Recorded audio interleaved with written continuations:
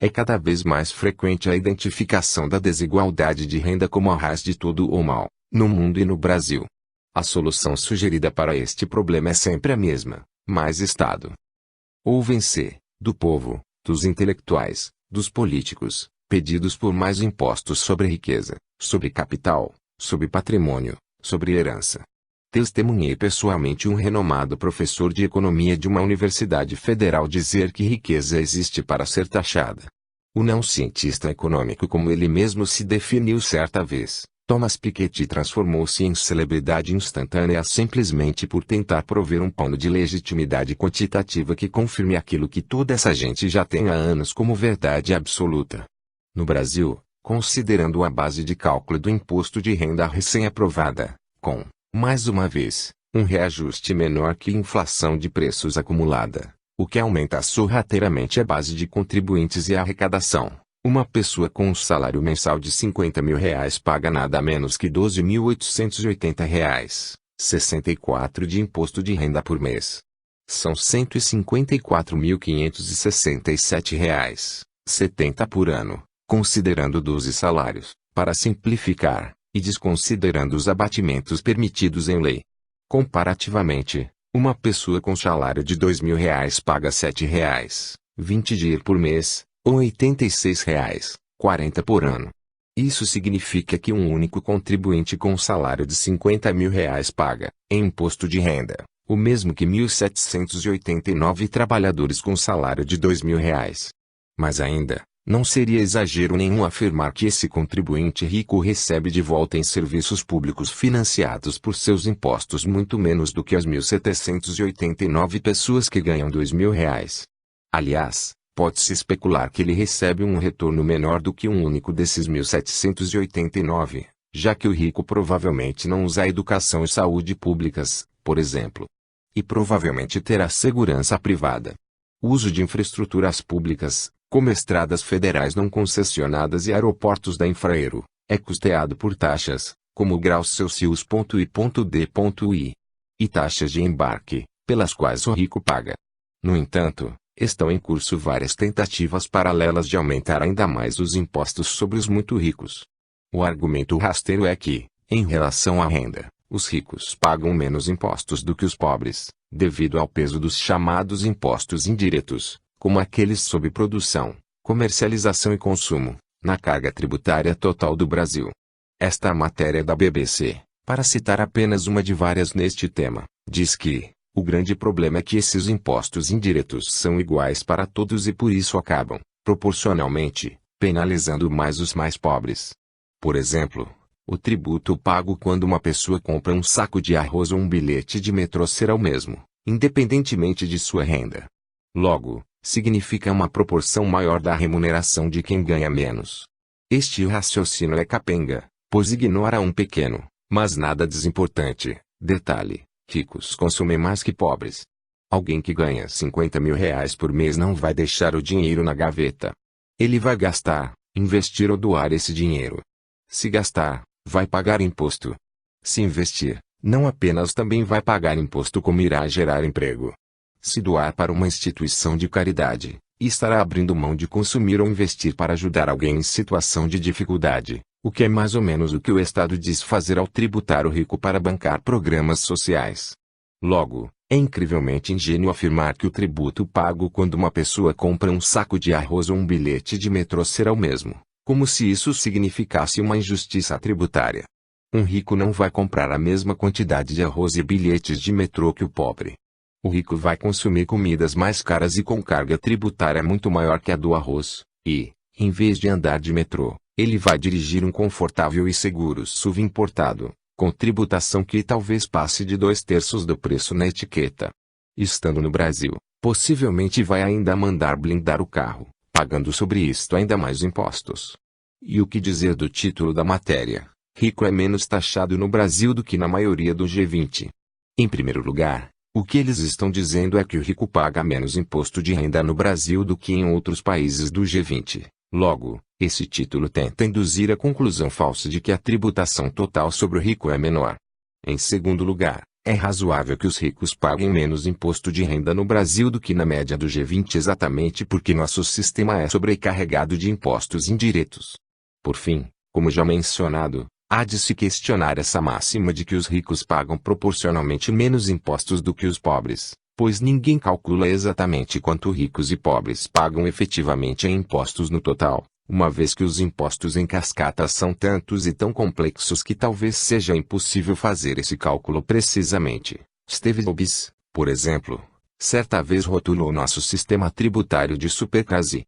Mas com a carga tributária indo rapidamente em direção a 40% do PIB, e sendo, na realidade, de 46% do PIB quando se considera a sonegação, o que colocaria o Brasil no posto de terceira maior carga tributária do mundo. A única coisa que uma pessoa normal pode fazer é concluir que qualquer iniciativa que aumente ainda mais esse percentual deve ser repudiada veementemente. Colocando em perspectiva, o gráfico que ilustra esta matéria da The Economist mostra que a carga tributária brasileira, tanto a efetiva quanto a real, de 46% do PIB, já supera até mesmo a média dos países ricos. A matéria da BBC diz, mais adiante, que 4 especialistas ouvidos pela BBC Brasil defenderam a redução dos impostos indiretos, que penalizam mais os pobres, e a elevação da taxação sobre renda, propriedade e herança. Está fora do escopo deste texto discorrer sobre todas as consequências não premeditadas de um aumento dos impostos sobre o mais rico. Este artigo já fez o serviço de maneira completa. Aqui, basta apenas questionar: os políticos brasileiros realmente irão reduzir os impostos indiretos?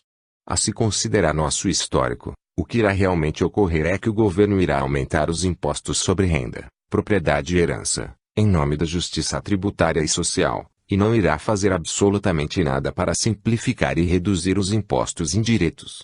Na melhor das hipóteses, o governo vai aprovar uma reforma de faz de conta, que vai apenas agrupar 2 ou mais impostos em um novo imposto, com outro nome. Ele jamais fará o mais importante, que é reduzir a carga tributária, cuja dimensão é sagrada. A coisa certa a se fazer neste assunto, obviamente, seria reduzir o tamanho e o custo do Estado, começando pelo custo do próprio governo. Qualquer reforma tributária só será digna deste nome se simplificar e reduzir a carga tributária. E qualquer redução de carga tributária só será possível com a redução do tamanho do Estado. Como dito neste artigo, nossa economia precisa, como condição necessária, embora não suficiente, de uma forte e vigorosa, e posso até afirmar categoricamente, radical, mudança no regime fiscal, porém conduzida nos seguintes termos: reforma tributária para valer, com eliminação de nosso manicômio tributário, extinção da maioria dos tributos e expressiva redução de alíquotas, e cortes profundíssimos nos gastos do setor público, especialmente nos destinados ao custeio. É evidente que tais condições pressupõem reformas pesadas no Estado, como a administrativa, a previdenciária, uma desregulamentação severa, privatizações abrangentes e conduzidas sem espalhafato e sem leilões, mas com a simples venda em bolsa de ações das empresas estatais ao setor privado, e outras reformas que apontem no mesmo sentido e que sejam respaldadas na convicção, infelizmente, inexistente entre nós, de que o Estado não é nosso patrão e muito menos nosso pai, mas sim nosso criado e que, quanto menor seu tamanho, maior será o dos indivíduos e empresas. Medidas nessa linha ainda se encaixam no plano dos sonhos e quimeras, mas somente elas podem mudar de fato o regime fiscal, com a garantia de que no longo prazo, primeiro, o Estado será o menor possível, e segundo, que o equilíbrio de suas contas estará garantido. Mas o Brasil segue no caminho oposto, com o Estado custando mais e arrecadando mais ano a ano, seja qual for o partido no poder. Em 1989, segundo dados do Ministério da Fazenda, a carga total era de aproximadamente 24% do PIB. Em 2013, chegou a 36%, um crescimento de 50%, ou algo como 7% ao ano. E mesmo com a arrecadação indo rumo ao infinito e além, a conta segue não fechando, e o Estado segue se endividando cada vez mais e torrando parte relevante do que arrecada apenas para pagar os juros dessa dívida. Assim, não haverá nunca ricos em número suficiente para taxar, mesmo porque não há, em nenhuma sociedade, um número grande o bastante de ricos que possam custear sozinhos os crescentes gastos efetuados pelo Estado.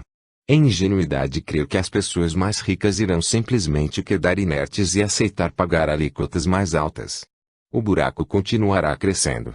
Em tempo, ainda segundo a matéria da BBC, Fernando Geiger, propõe que haja mais duas alíquotas de imposto de renda, uma de 35% para quem ganha por mês entre R$ 6.000 e R$ 13.000, e outra de 45% para quem recebe mais que isso.